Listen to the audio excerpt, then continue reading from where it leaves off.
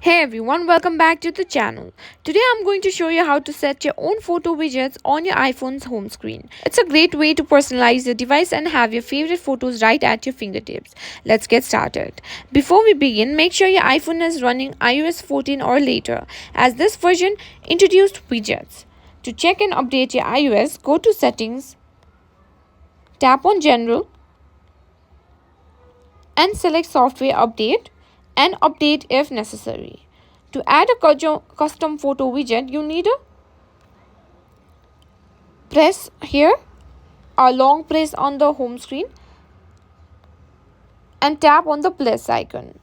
Here, scroll down until you find the photo section. And you can also choose what type of preference you have. Like, do you want to keep like this, or like this? You can simply tap on it and click on Add Widget. And this is how you can simply put widgets on your iPhone of your own photos. You can simply tap on it and you'll be gone to your photos. And that's all there is to it. You've now set up your own photo widgets on your iPhone home screen. If you found this guide helpful, give it a thumbs up and don't forget to subscribe for more tech tips and tricks.